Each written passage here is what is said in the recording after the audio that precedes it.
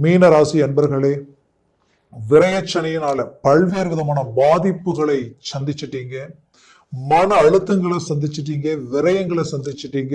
ஓப்பனா சொல்லணும்னா உங்களை சார்ந்தவங்களையே இழக்கக்கூடிய சூழல்கள் எல்லாத்தையும் கடந்து வந்த உங்களுக்கு இப்போ ஏதாவது ஒரு வாய்ப்பு கிடைச்சா பெரிய லெவல்ல நம்ம சாதிச்சிடலாம், பெரிய இலக்கை அடைஞ்சிடலாம்ன்ற தன்னம்பிக்கையோடு இருக்கக்கூடிய உங்களுக்கு இந்த 2025 வருடத்தில் உங்களுக்கு கிரக பெயர்ச்சிகள், குறிப்பா உங்களுடைய ராசியில் இருக்கக்கூடிய ராகு, இந்த ராகுவால உங்க கேரக்டர் எப்படின்னா, குரு பகவானின் ஆதிக்கத்தில் பிறந்தவங்க நீங்க, அன்புக்கு கட்டுப்பட்டவங்க, பாச பந்தத்துக்கு அடிமையா இருப்பீங்க. உண்மையிலேயே சொல்லணும், அதிகாரத்துக்கு கட்டுப்பட மாட்டீங்க.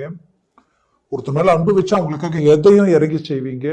நம்பிட்டீங்கன்னா முழுசா நம்பிடுவீங்க. அவங்க துரோகமே செஞ்சாலும் பரவாயில்லை, நம்பிட்டேன், நான் நம்பி இறங்கிட்டேன்ற மாதிரி போல்டா இருப்பீங்க. ஆனால் உங்க வாழ்க்கையில நீங்க பட்ட கஷ்டத்துக்கு வேற யாரா இருந்தாலும் இந்நேரம் அவ்வளவுதான், நம்ம லைஃப் இதுக்கு மேல இவ்வளவுதான் நினைச்சிட்டு இருப்பாங்க. ஆனா இப்பவும் சாதிக்கணுன்ற லட்சியத்தோடு இருக்கிறீங்க. உங்களுடைய வேகம், ஸ்பீடு குறையல.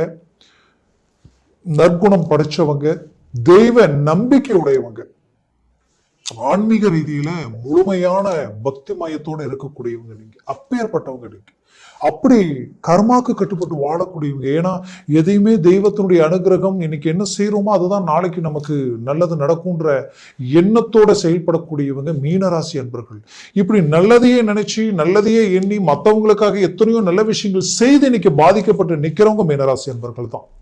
ஏன்னா நீங்க எந்த அளவுக்கு நல்லதை நினைச்சீங்களோ அந்த அளவுக்கு யாருமே உங்களுக்கு நல்லதை நினைக்காததுதான் இங்க பிரச்சனை. ஏன்னா உங்களை சார்ந்தவங்க கஷ்டப்படக்கூடிய நேரத்துல அவங்களே சார்ந்தவங்க அதை பார்த்துக்கிட்டு கை கட்டி நிற்கும் போது நீங்க போய் கை கொடுத்து தூக்கி விட்டு இன்னைக்கு அவங்க நல்ல வளர்ச்சியில் இருக்கக்கூடிய இந்த சூழலை நீங்க பாதிக்கப்பட்டு நிற்கக்கூடிய இந்த நேரத்துல அவங்க கை கொடுத்து உங்களுக்கு உதவலை என்ற ஒரு வருத்தம் ஒரு புறம். ஏன்னா நீங்க யாரையும் எதிர்பார்க்கல, பட் இருந்தாலும் இங்க நல்லது செய்தோமே அதை நினைச்சு கூட யாரும் பார்க்கலையன்ற அளவுக்கு ஒரு மன அழுத்தம் உங்களுக்குள்ள இருக்கு.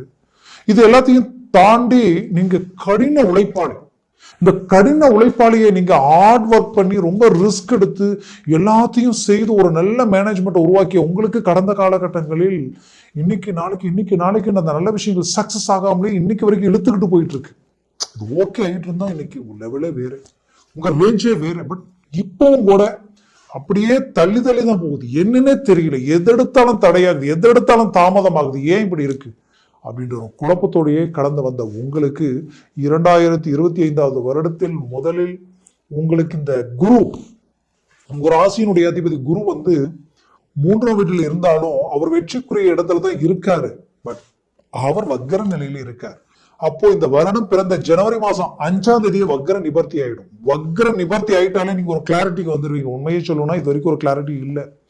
பல குழப்பங்கள், பல யோசனைகள், எதுலையுமே தெளிவா ஒரு முடிவு எடுக்க முடியலையே. உங்க வேலையை உங்களால கரெக்டா செய்ய முடியாது. உங்க வேலையை செய்யணும்னு நினைச்சா வேற ஏதாவது வேலை வரும். அதுக்கு இதுக்குன்ற அலைச்சல், சொந்த பந்தத்துல ஏதாவது ஒரு நல்லது கெட்டது எத்தனையோ விஷயங்கள் வந்துகிட்டே இருக்கும்.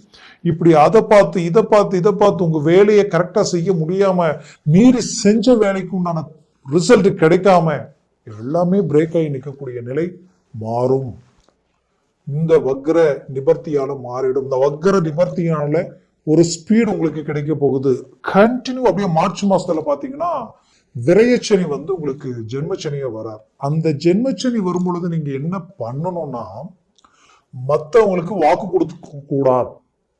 நான் ஆச்சு, நான் பண்றேன், பார்த்துக்கலாம், நான் ஜாமீன் கையெழுத்து போடுறேன், இந்த மாதிரியான விஷயங்களை நீங்க தவிர்க்கணும். வண்டி வாகனங்களில் போகும்போது எச்சரிக்கையா இருக்கணும்.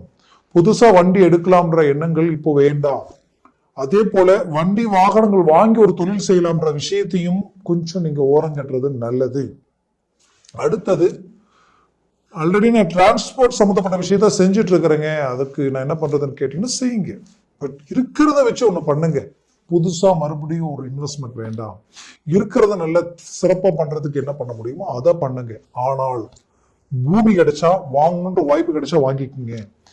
லேண்டு மட்டும் இல்லாம வீடு வாங்குற வாய்ப்புகள் கிடைச்சாலும் நீங்க வாங்கிடுங்க. இந்த வருடம் அதற்குரிய ஒரு அருமையான வருடம். 100% இது செய்தே தீருவீங்க. 100% என்கிட்ட பணமே இல்லை நான் எப்படி செய்வேன்னு நினைப்பீங்க. கண்டிப்பா அந்த வாய்ப்பு வந்துடும்.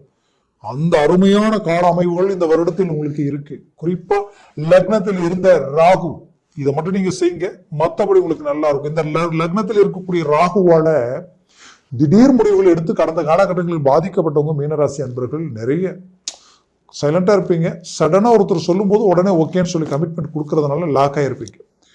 நிறைய பேர் ஆன்லைன் சம்பந்தப்பட்ட ரீதியில பணம் போட்டு அந்த பணத்தை இழந்து இன்னைக்கு குடும்பத்துல வாழ்வாதாரமே பாதிக்கப்பட்டு வலி வேதனைகள் இருக்கலாமா, எங்கேயாவது போயிடணுமான்ற அளவுக்குலாம் யோசிச்சவங்க இருக்கீங்க. அதனால வரக்கூடிய இந்த 2025 வருடம் இந்த ராகு கேது மே மாசம் அதாவது மார்ச்ல வந்து சனி பயிற்சி ஆயிடும். மே மாசத்துல வந்து பாத்தீங்கன்னா 15ஆம் தேதி குரு பயிற்சி ஆயிடுவார். 16, 17ஆம் தேதி வந்து பாத்தீங்கன்னா ராகு கேது பயிற்சி ஆயிடும். அந்த ராகு கேது பயிற்சி தான் உங்களுக்கு ஹைலைட்டே. ஏன்னா ராகு 12ஆம் வீட்டிலையும் கேது 6ஆம் வீட்டுல வந்துட்டாலே பலம், அருமையான பலமான ஒரு இடம் கேது பகவானுக்கு 6ஆம் பாவம். இது வரைக்கும் இருந்த எதிர்ப்புகள் நீக்கும், கஷ்டங்கள் நோய் நொடி உடம்புல இருந்து உபாதைகள் நீங்கும், நரம்பு சம்பந்தப்பட்ட பிரச்சனைகள் மட்டும் இல்லாம வயிறு சம்பந்தப்பட்ட பிரச்சனைகளை சந்திச்சிருப்பீங்க கடந்த காலகட்டங்களில். சிலருக்கு வந்து இந்த கழுத்து ஷோல்டர் பெயின் எல்லாமே பாதிப்புகள் கொடுத்துருக்கு. இந்த பாதிப்புகளால ரொம்ப வலி வேதனைகள் அடைஞ்சு செய்யற வேலை கூட செய்ய முடியாத அளவுக்கு பாதிப்புகளுக்கு ஆளா இருந்திருப்பீங்க. இந்த பிரச்சனையில இருந்து மீண்டு வெளியில வர போறீங்க. குறிப்பா சொல்லணும்னா மீனராசி அன்பர்கள் உங்களுடைய ராசியினுடைய அடிப்படையிலேயே பாத்தீங்கன்னா 7ஆம் பாவத்துல கேது இருந்தார். திருமண வாழ்க்கையில பாதிக்கப்பட்டிருப்பீங்க. கணவன் மனைவிக்குள்ள அண்டர்ஸ்டாண்டிங் மிஸ் அண்டர்ஸ்டாண்டிங் உருவாயிருக்கும். சிலருக்கு டைவர்ஸ் வரைக்கும் பிரச்சனை, சிலர் பிரிஞ்சவங்க சேர வழி கிடைக்குமா அப்படின்ற அளவுக்கு யோசிச்சிருப்பீங்க. அந்த வாய்ப்பு இப்போ பிறக்கும்.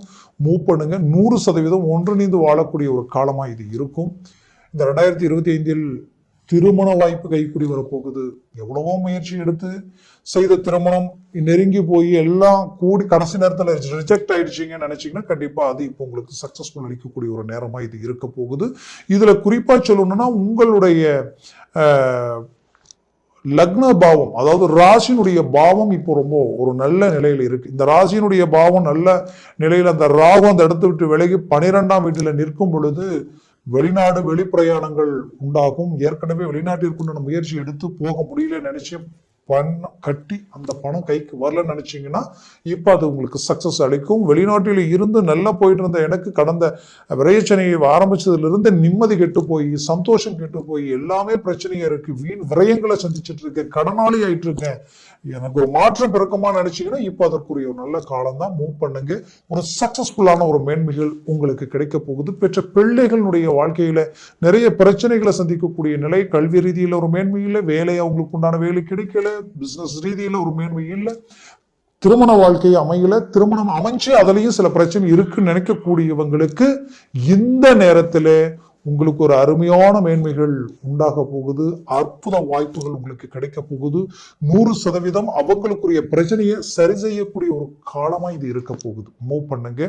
உங்க ஆரோக்கிய ரீதியில் இருக்கக்கூடிய பிரச்சனைகள் தீரும், சுபகாரியங்கள் நடக்கும், வீடு மண்மனை சம்பந்தப்பட்ட வாய்ப்புகள் கைகூடும், டாக்குமெண்ட் சம்பந்தப்பட்ட பிரச்சனைகள் கோர்ட்டு கேஸ் பிரச்சனை ரொம்ப நாளா இழுவையில் இருக்குன்னு நினைச்சீங்கன்னா இந்த ராகு 12 வரும் பொழுது அந்த கிளாரிட்டி கிடைக்கும். கேது 6ஆம் வீட்டுல இருக்கிறதுனால எப்பேற்பட்ட எதிரியை வெல்லக்கூடிய ஆற்றல் உங்களுக்கு பிறக்கும். மூவ் பண்ணுங்க.